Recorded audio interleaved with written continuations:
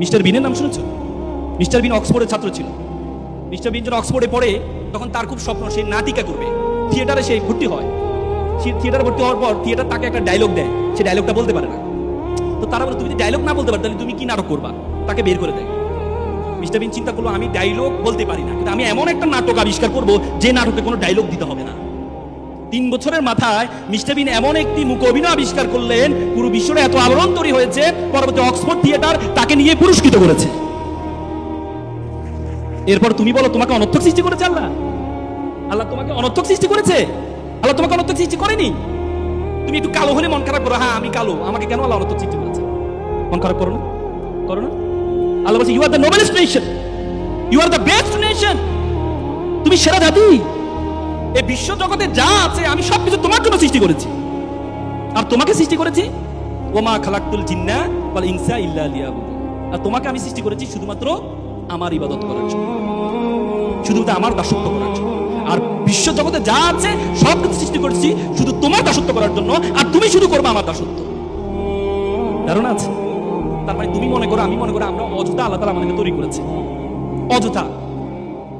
আমরা বলি না আমরা কোন কারণ ছাড়া, এই যে কিছুদিন আগে ঢাকা বিশ্ববিদ্যালয়ের ছেলে আত্মহত্যা করলো, সুইসাইড করলো। ঢাকা বিশ্ববিদ্যালয়ের সাবেক ছেলে এসপি সে আত্মহত্যা করেছে। মনে করে যে কেন আল্লাহ তাআলা কি আমাকে অনর্থক সৃষ্টি করেছে? আল্লাহ তাআলা কোন ওয়ামা খালাকনাস সামা ওয়াল আরদা ওয়ামা বাইনাহুমা বাতিলা, আমি আসমান এবং জমিনে যা কিছু সৃষ্টি করেছি কোনো কিছু অনর্থক সৃষ্টি করিনি। তোমাকে আল্লাহ তাআলা অনর্থক সৃষ্টি করেনি, তোমাকে এমন একটি কাজের জন্য আল্লাহ তাআলা সৃষ্টি করেছে, সেই কাজ পর্যন্ত তুমি যেতে পারো নাই বলেই তুমি মনে করো আল্লাহ তাআলা তোমাকে অনর্থক সৃষ্টি করেছে। একটা ছেলে প্লে বয়, খুব সুন্দর, সবসময় মেয়েরা তার পিছনে ঘুরে, তো পড়াশোনা তো আর করে নাই, সবসময় প্লে বয় ছিল, পড়াশোনা তো আর করে নাই। তো চিন্তা করলো এবার তো বয়স তো পার হয়ে যাচ্ছে, বিয়ে তো করা দরকার, বিয়ে করতে হলে তো বউ চালাইতে হবে, বউ চালাতো সামর্থ্য তার নাই। সে চিন্তা করলো এমন একটা মেয়ে বিয়ে করতে হবে যে মেয়ের কি, যে মেয়ে চাকরি করে। তো পরে বন্ধুকে বলে বন্ধু চলো একটা মেয়ে দেখতে যাবো।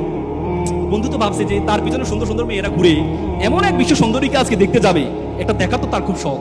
বন্ধু যাওয়ার পর দেখেছে মেয়েটা কালো। বন্ধু মেয়ে তো কালো, যা বেটা নদীর জল ঘোলা ভালো, জাতের মেয়ে কালো ভালো। বন্ধু একটু বলবে বন্ধু তো টেরা, যা বেটা এটা লক্ষ্মী টেরা।